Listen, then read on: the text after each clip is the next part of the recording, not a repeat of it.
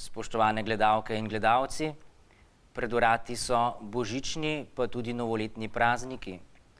Izrečenih bo veliko voščil, v katerih si bomo želeli veselja, sreče, zdravja. Pred prazniki smo vedno tudi polni upanja in prav je tako.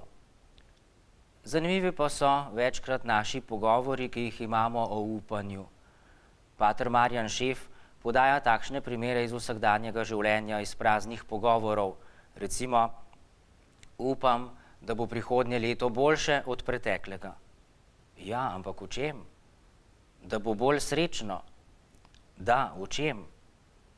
Da bo bolj bogato leto. Ja, ampak v čem? Tako lahko naštevamo različne vidike našega upanja v boljšo prihodnost. Jasno, želimo si tudi zdravja in prav je tako, saj zdravi na prvi pogled veliko lažje slavimo Boga kot bolni.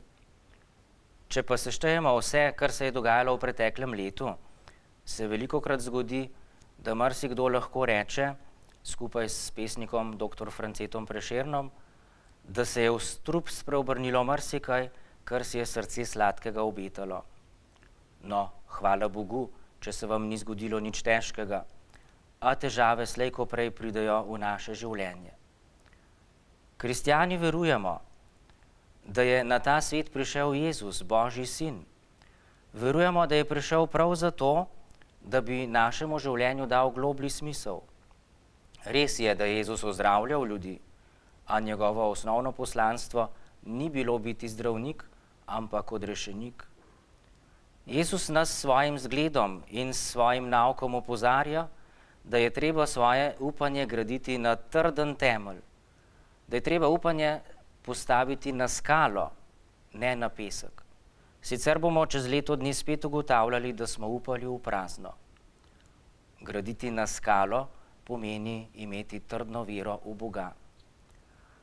Naj nam ti božično-novoletni prazniki prinesejo novo upanje, da bomo v dobrem in v slabem lahko šli naprej, kljub težavam in kljub preizkušnjam, pa tudi kljub krivicam.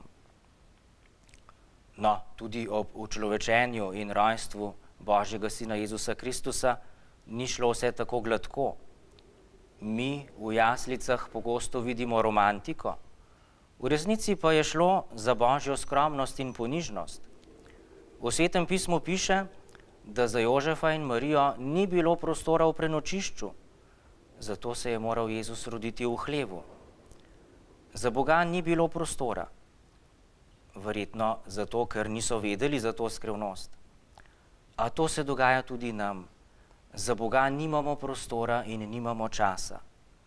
To se dogaja zaradi hitre naglice življenja, zaradi hitrega utripa življenja, pa zaradi zaupanja v lastne moči, pa verjetno tudi zato, ker Boga premalo poznamo. Rad bi vam posredoval še misel iz voščila slovenskih škofov za božični čas. V neusmiljenem ritmu vsakdanjega življenja, ko nam velikokrat zmanjkuje časa tudi zase, za pristnejše medosebne odnose, za dejanja dobrote in ljubezni, se vsaj za trenutek ustavimo pred novorojenim betlehemskim detetom in dopustimo, naj se vsebina božičnega sporočila dotakne naših src. Dopustimo, da božično sporočilo ogreje, gane in ozdravi naše neštete rane, ki jih nosimo v sebi. Tako se bo v nas po Božjem dotiku začelo rojevati nekaj novega, lepšega in pristnejšega.